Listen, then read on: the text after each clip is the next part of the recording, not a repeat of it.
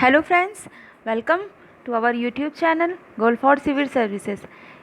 इस वीडियो में मैं आपको फॉरेन मिनिस्ट्री द्वारा हाल ही में गठित किया गया नए प्रभाग डिवीज़न के बारे में बताने जा रही हूँ। ये प्रीलिम के लिए बेहद इंपॉर्टेंट क्वेश्चन है और जब हम आईआर या फिर आंतरिक सुरक्षा से संबंधित मेंस का क्वेश्चन लिखेंगे तो उसमें भी हम एक नए इनिशिएटिव के बारे में बता सकते हैं।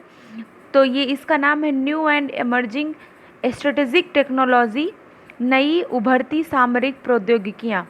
इसे हम संक्षेप में नेस्ट कहते हैं, NEST, और यह विदेश मंत्रालय के तहत गठित किया गया है। तो आइए हम इसके संदर्भ में आगे बढ़ते हैं। दोस्तों, हम समझते हैं कि नेस्ट क्या है। तो हमने जैसा बताया आपसे कि विदेश मंत्रालय के तहत गठित एक नया विभाग है, प्रभाग है, डिवीज़न, डिपार्टमेंट नहीं है, डिवीज़न है। और इसके तहत ये जो है 5G और कृत्रिम बुद्धिमत्ता यानी आर्टिफिशियल इंटेलिजेंट जैसी नई तकनीकी के कारण उत्पन्न सुरक्षा चुनौतियों से निपटने हेतु इसका गठन किया गया है।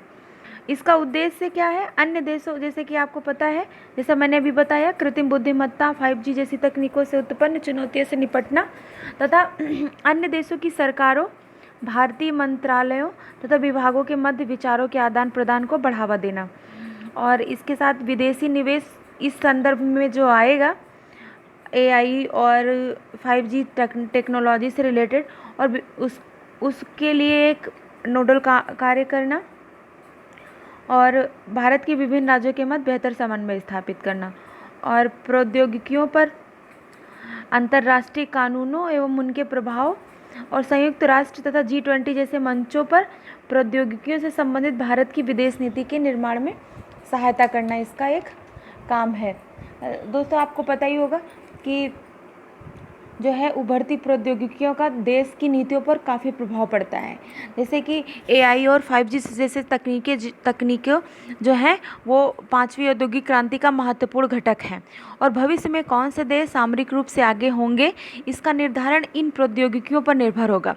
जैसे हम जानते हैं कि औद्योगिक क्रांति ने इंग्लैंड को आगे बढ़ा दिया और इसी तरीके से इनोवेशन, नवाचार ने अमेरिका, जापान जैसे देशों को और चाइना को अब आगे बढ़ाया है।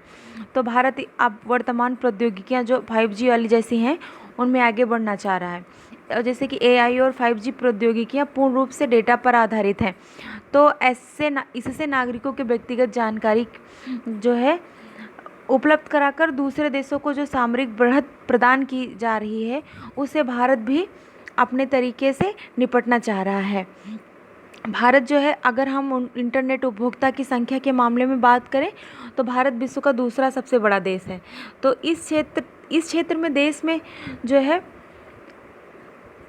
सुरक्षा पर्याप्त एक विभाग की या प्रभाग की आवश्यकता थी, तो उसे विदेश मंत्रालय ने दूर किया है।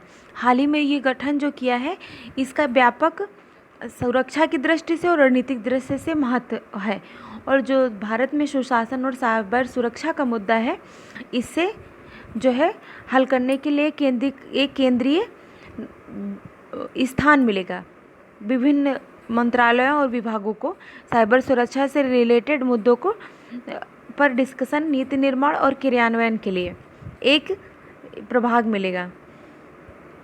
तो इस प्रकार आपको दोस्तों मैंने बताया और इससे रिलेटेड क्वेश्चन हल कर लेते हैं।